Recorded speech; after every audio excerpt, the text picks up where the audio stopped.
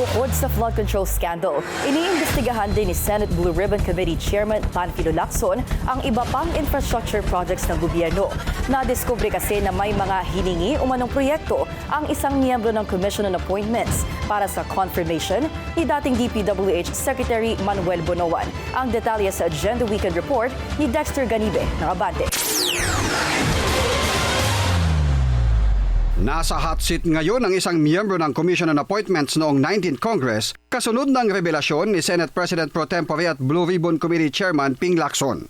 Ongoing na kasi sa pagkalkal niya ngayon sa listahan ng mga flood control at iba pang infrastructure project na umano'y hinihingi ng isang panel member ng CA kapalit ng pagkumpirma kay nooy DPWH Secretary Manuel Bonoan. Good afternoon.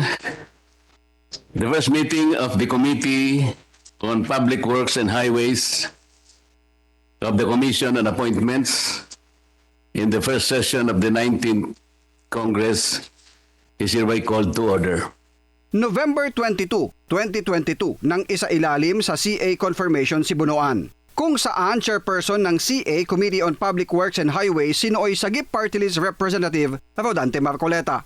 Ang mga miyembro noon mula sa House of Representatives ay sina Bacolod Representative Greg Gasataya, Iloilo 4th District Representative Perjedel Biron, Congressman Albert Garcia, Oka Malapitan, Lani Mercado Revilla, Jordin Jesus Romualdo at Manuel Sagarbarria. Sa isang panayam ngayong Sabado, sinabi ni Lacson na lumabas ang impormasyon habang patuloy siyang nag-iinspeksyon kasama ang kanyang staff sa flood control project sa iba't ibang bahagi ng bansa para matukoy kung alin ang posibleng maanomalya o guni-guning proyekto. Saad ni Lacson na may impormasyon siyang hawak na sa pagdinig ng CA sa confirmation ni Bonoan bilang DPWH Secretary, naging kasangkapan ang confirmation para makapag-appropriate o makapagsingit ang hindi pa niya pinapangalan ng CA member. Pero sabi ni Lacson na galing kay dating DPWH Undersecretary Roberto Bernardo ang impormasyon kaugnay ng pagsasamantala ng di pinangalanang kongresista na humingi ng mga proyekto kay Bonoan kapalit ng kumpirmasyon nito. Noon ding November 22, 2022, inaprobahan ng Commission on Appointments ang confirmation ni Bonoan. There is a motion to recommend to the plenary for the Commission to confirm the ad interim appointment of Secretary Manuel M. Bonoan, Secretary of Department of Public Works and Highways. The Chair hears no objection. The motion is approved. Congratulations, Mr. Secretary.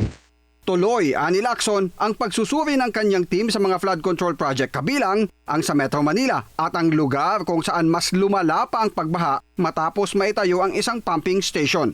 Pagtitiyak ni Lacson, kung sino man ang nasa likod ng substandard o ghost projects na yan, dapat kasama sa masasampahan ng kaso na siyang irerekomenda ng Blue Ribbon Committee.